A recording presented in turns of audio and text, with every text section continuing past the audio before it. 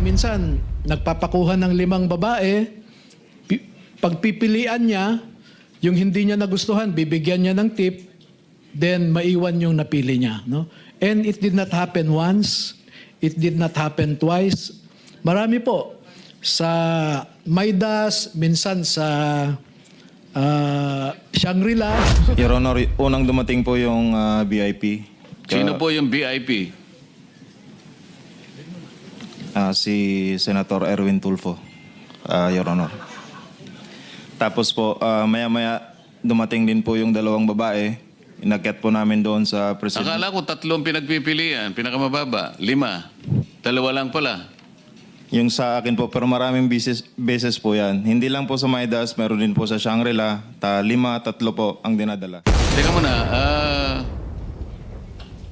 cabinet secretary pero meron kayong binabanggit na media? Ganun ba yun? Paano yun? Yes, sir. Kasi PR media niya si Joey De Guzman, sir. At pagkatapos kong mag-duty dun, sir, kasi nalipat ako sa ibang assignment sa asawa ni boss, kung saldi ko, kay Ma'am Maylin Arco. Ang pumalit sa akin naman si Taverdo, which is the same activity pa rin, sir. Kumukuha pa rin sila ng paper bag doon every week. Tapos dadalhin sa bahay ni Joey De Guzman para sa media po. So, ang binibigyan ninyo ay yung media. Yes, Your Honor. Then, tinatanong ko, cabinet secretaries. Sino pa, maliban sa sinabi nung isa sa inyo kanina? Kasi yung sinasabi mo na napunta kay Secretary Chu, napunta rin pala sa media. Yan ang pagkakarinig ko. Tama? Yes, Your Honor. Tama po. Yung direktang cabinet secretary na nabigyan, kung meron, Ako po, Your Honor, si Yosik Bunuan po. okay. 8 malita rin po yung nadala ko doon. Kasama ko po si Mark Tiksay at si Brian Lasaga. Nandyan din po yan sa yun. Thank you. Kanina, Atty. Baligod, may nagsasalita sa kasama mo, narinig mo rin siguro, may binabanggit siya na human trafficking kanina, na hindi mo na natin binigyan ng atensyon kanina dahil nakapokus tayo sa maleta. Ngayon, ano yung pangyayari at nabanggit ninyo yung sa issue ng human trafficking? Nabanggit ko po yon para lang magbigay ng example na hindi lahat ng alam nila ay nailagay po dito sa affidavit. At nabanggit ko yung example po na yon dahil napakabigat po na krimen yun eh. Yung human trafficking, I think under the new law 11362, punishable by 15 to 20 years plus perpetual disqualification to hold public office. And isang mataas na opisyal ang gumagawa noon. Ang sabi pa nga ho nila ay minsan nagpapakuha ng 5 babae, pagpipilian niya, yung hindi niya nagustuhan, bibigyan niya ng tip, then maiwan yung napili niya. No? And it did not happen once, it did not happen twice. Marami po. Sa Maidas, minsan sa Shangri-La. Sinabi lang sa iyo yan. Sinabi rin po pati pangalan, no? Hindi, kinuwento lang sa iyo yan. Opo. Ang ibig ko sabihin, sino makakapagpatunay kung sino yung binabanggit mong opisyal na yan? Nandito po yung 2 na naka-experience, nakasama ho silang naghatid nung babae. At Teka, ilang pagkakataon? 2? 2 beses po na So, mamimili siya mula sa 5, ganon? minsan 3, minsan 2 ang dadalhin po. Namimili muna siya. Namimili, and then yung napili niya, may iwan doon. At alam po nila kung sino yung mambabatas na yon dahil hinahatid po nila sa kwarto yung babae. Walang ibang chance sabihin na nila. Pero ikwento na lang nung Marino para... Siguro kung sino na lang nakakaalam. Kasi sinabi lang sa'yo, mahirap naman yon. Baka mamaya mabanggit mo, hindi naman totoo. Yung magtapat na lang yung talagang nakakita ng sinasabi mo at patunayan po ninyo na ang sinasabi ni Atty. Baligod ay totoo. Your Honor, ako po yung naka-experience doon sa Maidas. Pwedeng paki-detalye po ninyo? Your Honor, unang dumating po yung VIP. Sino po yung VIP? Si Senator Erwin Tulfo, Your Honor.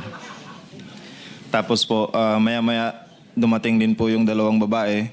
Inakyat po namin doon sa president. Akala ko 3 pinagpipilian, pinakamababa, 5. 2 lang pala.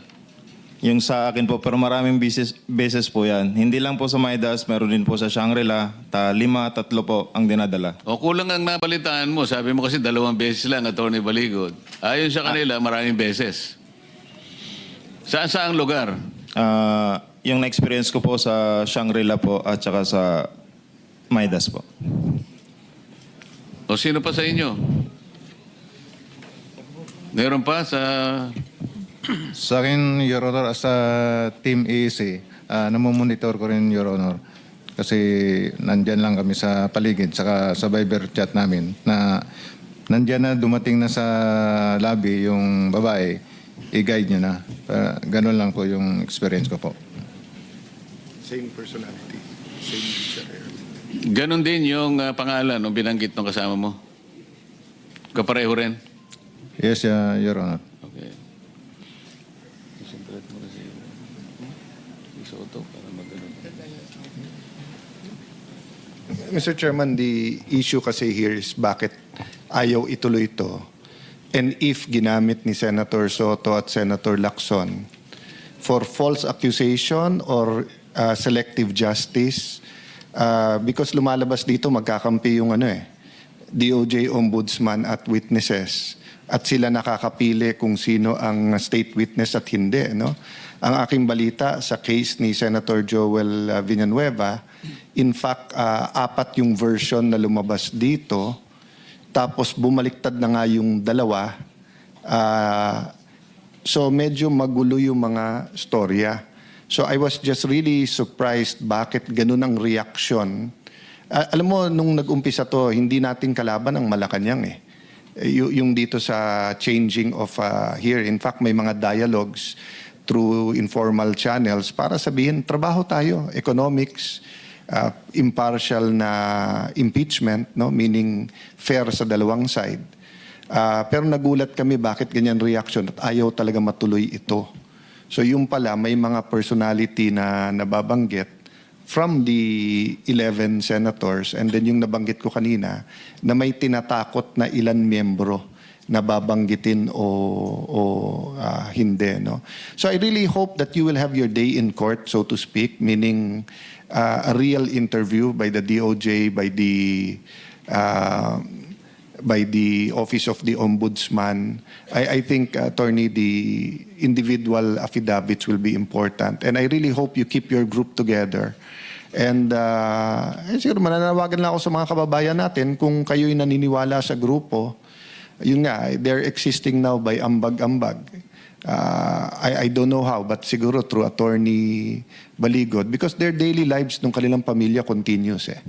And we don't know if this scandal will be 1 week, 1 month, 1 year because tip of the... So lumalabas sa inyo, no? 2022 pa lang? When was the first delivery? Sir, paki-mic lang para... September 2022. 2022. And they took office June 30. So, hindi pa siguro namang ghost project yan. So, regardless saan galing ang pera, it only took July, August, September. It only late July kasi hindi siya naging APRO until SONA after SONA. So August, September, so parang 2 buwan pa lang may delivery na. So we're talking about corruption scandals that were already in existence 2022, 23, 24 bago to sumabog lahat ng 2025, no?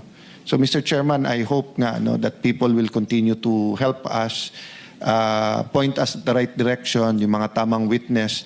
And kabaliktaran, kung may nanonood ngayon na tingin nyo ng bobola, nabayaran, nagsisinungaling ang mga kaharap namin ngayon, give us the information so that we will test their credibility.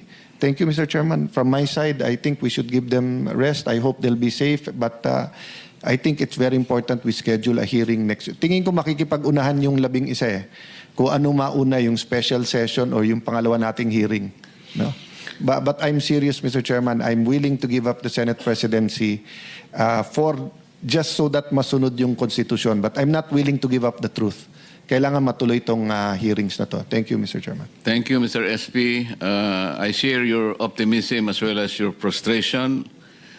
Like you, I do not wish to hold the chairmanship of the Blue Ribbon Committee. Hindi ko ginusto ito.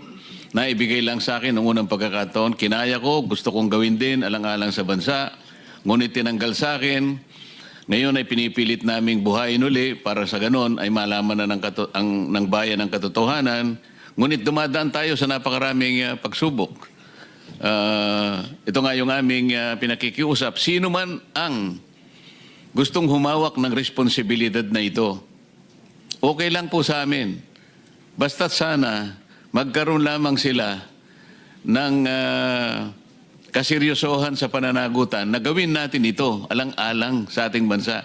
Hindi alang-alang sa pansariling interes sapagkat mga pangalan pala nila ang nababanggit dito sa maraming pahina ng inyong pinagsamang salaysay. Kaya pala ang ginagawa nila ay imbes na ituloy, ay ayaw nilang ituloy.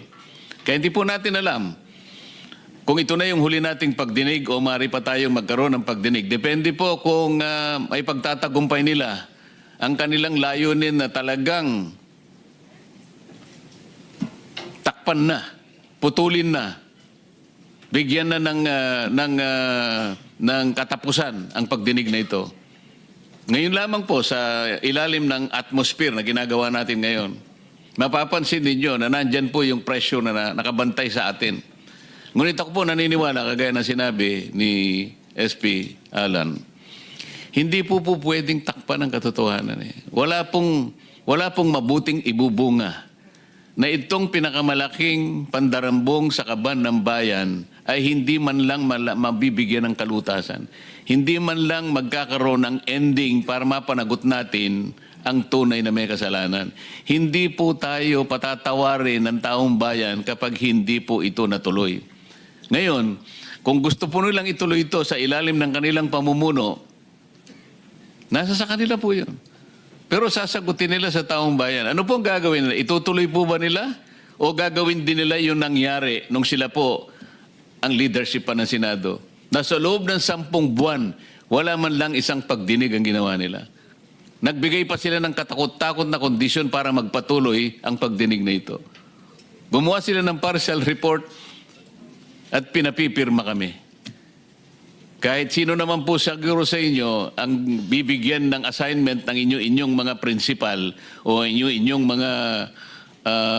mga boss na mayroong pinagagawang isang bagay, magulat ka, mag-report ka, ang ibibigay mo sa kanya kalahati lang, hindi tatanggapin ng management o kahit sinong ahensya. Kailangan kasi kompleto bago mo pirmahan. Ang ginagawa nila, pinapipirma sa amin kahit hindi kompleto. Lahat ng kondisyon, kagaya ninyo, ang kondisyon kailangan mapatibayan hanggat hindi niya napapatunayan sa sarili niyang panukat na kayo'y nagsasabi ng totoo, kailanman hindi kayo ipatatawag. Kung hindi pa nagkaroon ng pagkakataong kagaya nito na marinig kayo ng buong sambayanan, hindi sana kayo nagkaroon ng pagkakataon na gano'n. Ganun po kahirap. Ang dinadala naming responsibilidad, makita lang natin, malaman lang natin ang kabuuan ng puzzle na ito na kung tawagin natin ay flood control scandal. Trilyong piso ang winaldas. Ninakaw sa pera ng bayan. Pera ng tao ang nagnakaw po sa tanghaling tapat. Hindi po nakamaskara. Nakakurbata po, nakabarong lahat. Pagkatapos, ayaw nilang ituloy ang pagdinig na ito. Masama po ba na magsama-sama kami? Bakit po sila nagalit sa amin nung sabihin naming ituloy natin ito? Ayaw po ba nilang yung tungkulin na yon ay pagsilbihan nilang taong bayan? Pera po nila ang nawaldas, pera ang nawala. Katungkulan po natin na hanapin yon alang-alang sa sinumpaan naming tungkulin na ang ating mamamayan ang mauuna sa lahat ng bagay. Hindi kailanman ipagpapauna ang sarili ng interes. Nakita na po natin ngayon, kaya po pala ganun ang kanilang patakaran. Sangkot pala yung marami sa kanila. So kami po ngayon ay magpapasalamat sa inyo. Kung tayo po ipapala rin, magkikita-kitang muli sa susunod na pagdinig. Sana maipagpatuloy natin para mabuksan lahat ang dapat na buksan. Yung inyo pong mga individual affidavits, ipagkaloob po ninyo sa komite, yan po ay magiging parte ng pagdinig sa araw na ito. Sana'y kasihan po tayo ng Panginoon Diyos sapagkat ang ginagawa natin ay para sa bansa. At kami ay naniniwala na ang inyong pagsasakripisyo at pagsasakit ay hindi po mawawala ng katuturan.